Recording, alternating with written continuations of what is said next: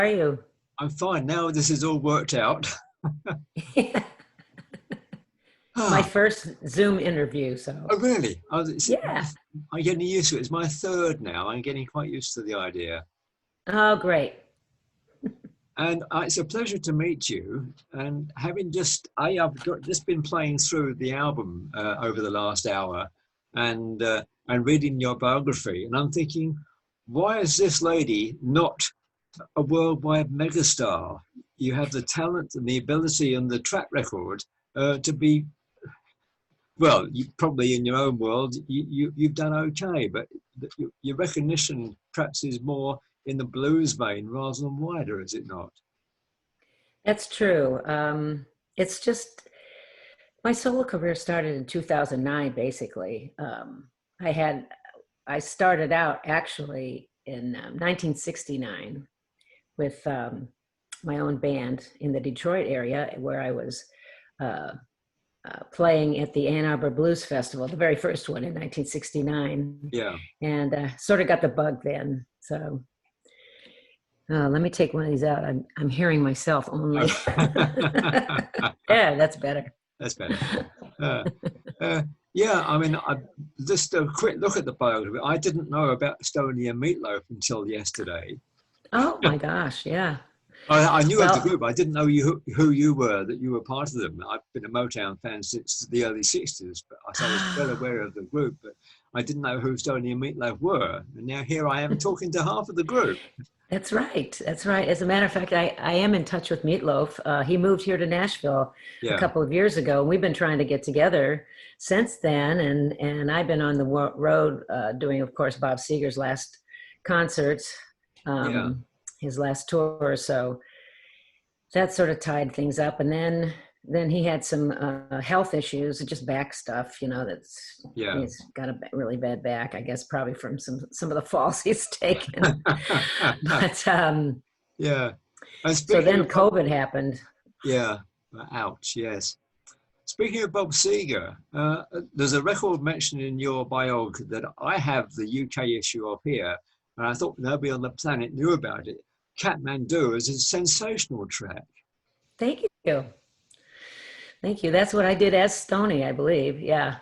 Yeah, Yeah. I but sang you're the not backgrounds credited on on the that. record. Probably not. No. Back then, things were a little chaotic in his Yeah, troupe there. yeah. Now I need to do myself a favour and go back and buy some more of your more recent albums, which I've sadly, to my cost, missed out on. But what I do know is looking at the current album of The Flame Still Burns, and very brightly, I might add. Thank you. You have a diversity of styles on the album, Shaun, that probably uh, kind of divides the attention it's getting between blues and soul and Americana. How do you see the concept of the album?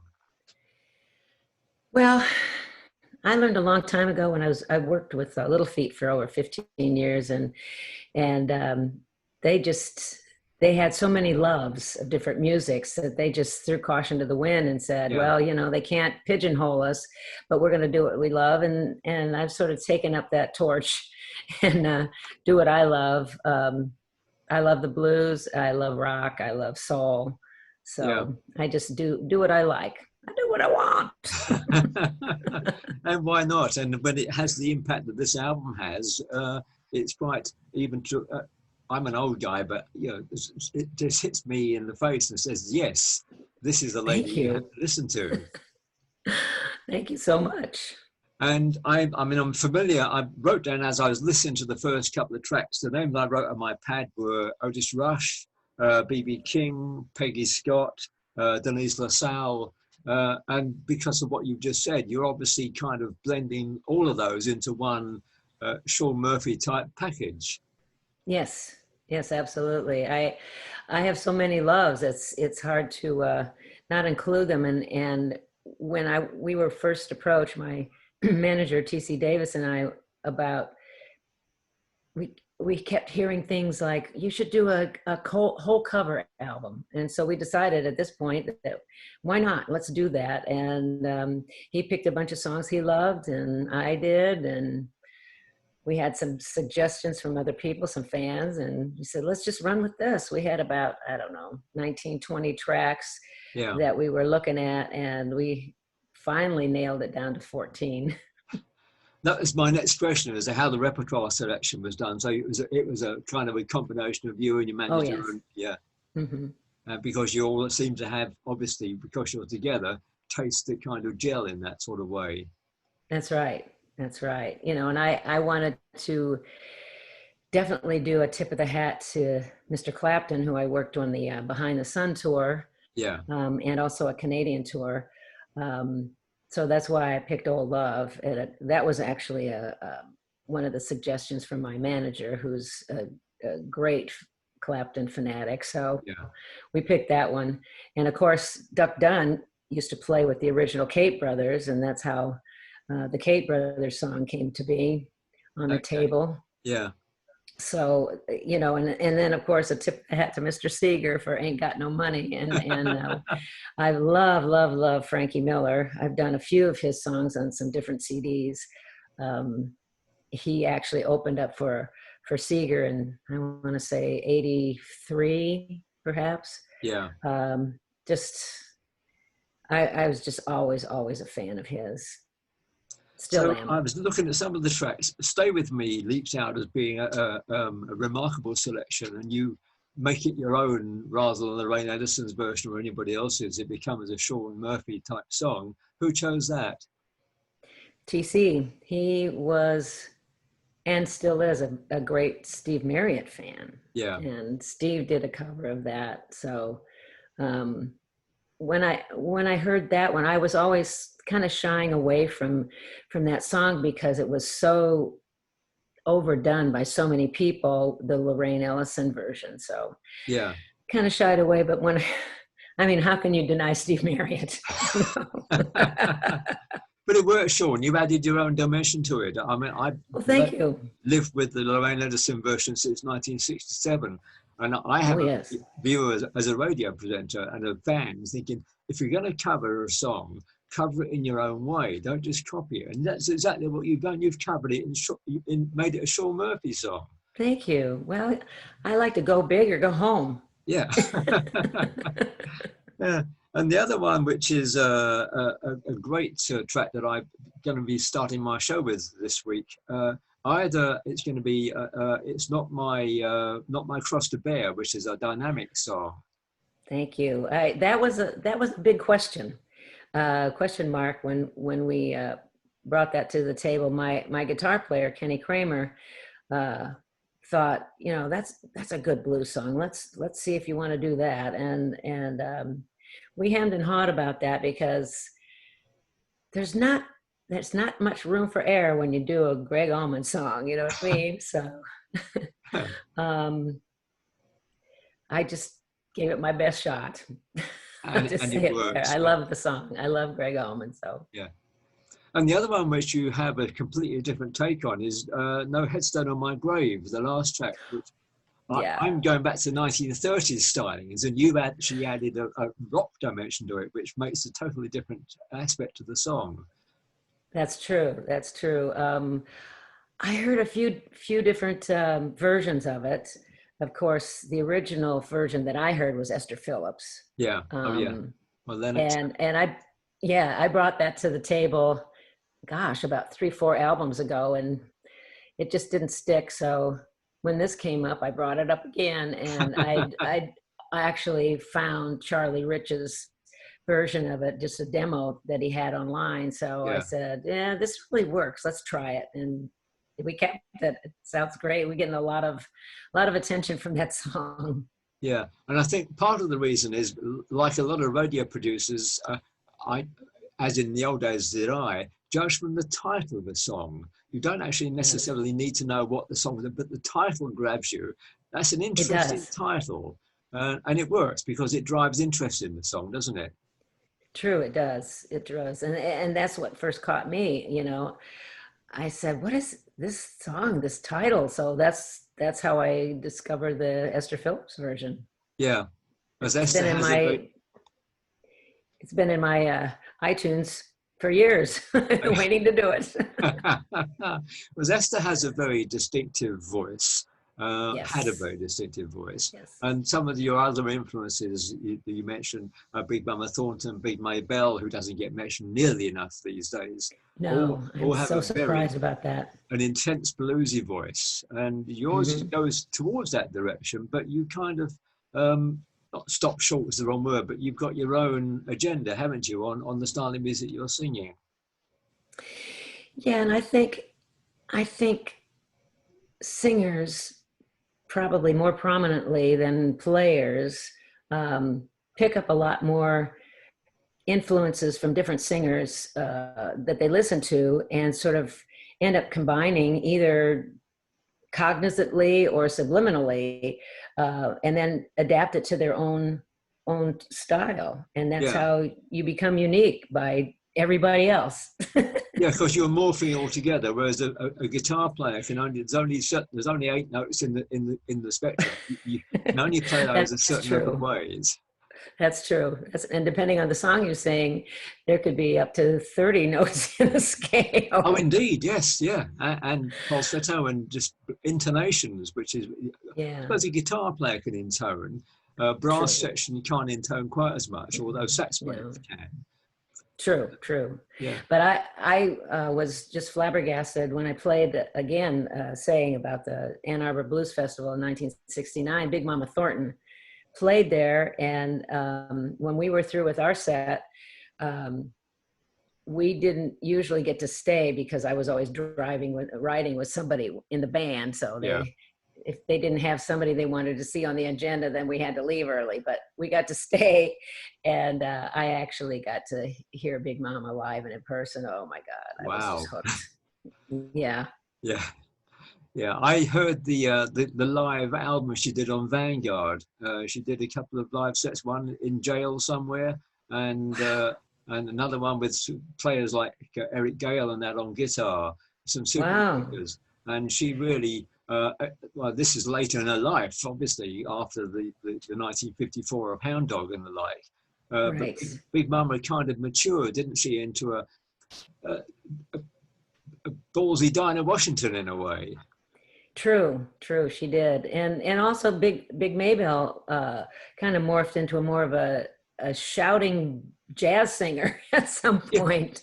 she's an enigma, wasn't she, She Maybelle? was. Yeah, Mm-hmm. because the early material on Savoy was very gritty and bluesy. And then Yes, when she moved on to Scepter and Rojak later on in life, she got more sophisticated. But I think she kind of wasn't sure which direction to take. I know. I loved whatever she did. Yeah. Well, this is nice to be able to sit here talking about Big Maybelle and Big Mama Thornton. Yes. But Shaun Murphy is the person focusing on. You've done such a lot in your musical lifetime, and I'm about to hopefully impart that upon my listening audience on a couple of radio stations and play the music as well, Shaun. Where do Thank you you. go next from here? Well, as of yesterday, we just finished 5 videos, songs from the new record. Sweet Little Angel, Ain't Got No Money, My Cross to Bear. Uh, what else? Um, yeah, whatever. But we're going to be putting those up on YouTube within the next few months. You know, just since we're not playing live anywhere, I haven't Yeah. played anywhere since the last Seeger date, which was November 1st last year, 2019. Ouch. So yeah, it's just been chaotic and weird and scary since Yeah, because the people listening, we can't realize, unless you actually are a musician, a working musician, and I'm only a working radio player, uh, my job is easy because you guys are still producing stuff that I can, product that I can play.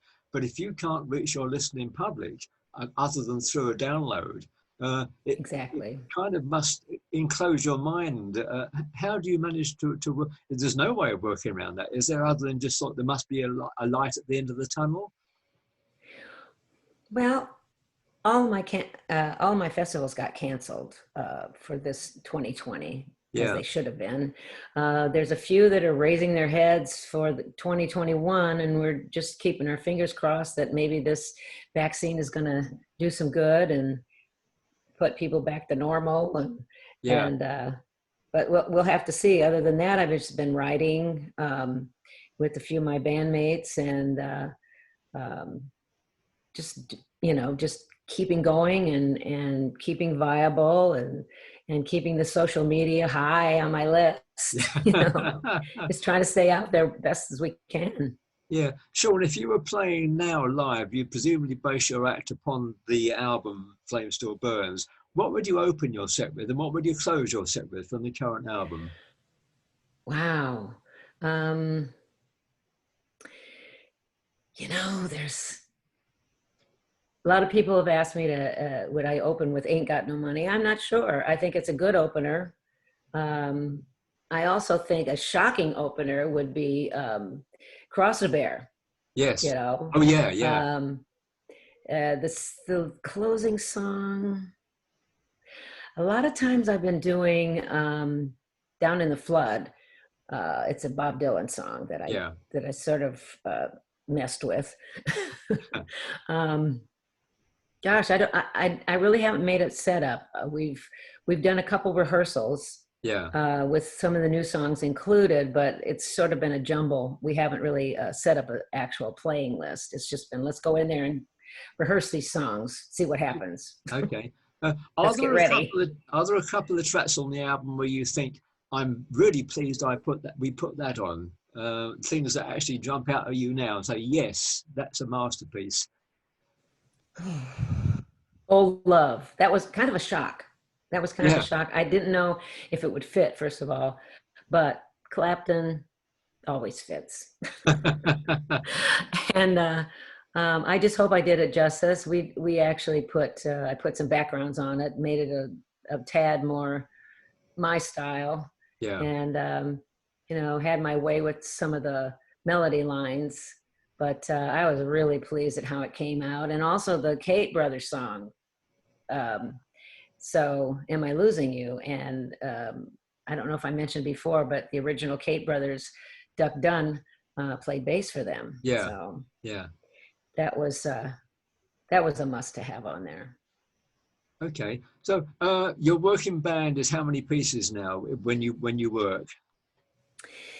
There are 6 band members and myself. So yeah, I like to travel with 2 guitars and a keyboard player, which um, is wonderful, but it cuts down on a few places that we can play because of venue size, or Yeah. clubs, or just small show places like that. But I just got to have the boys. My boys are great. I love them, and they've been on my records for the last couple of CDs. So I'm just really, really thrilled with the lineup.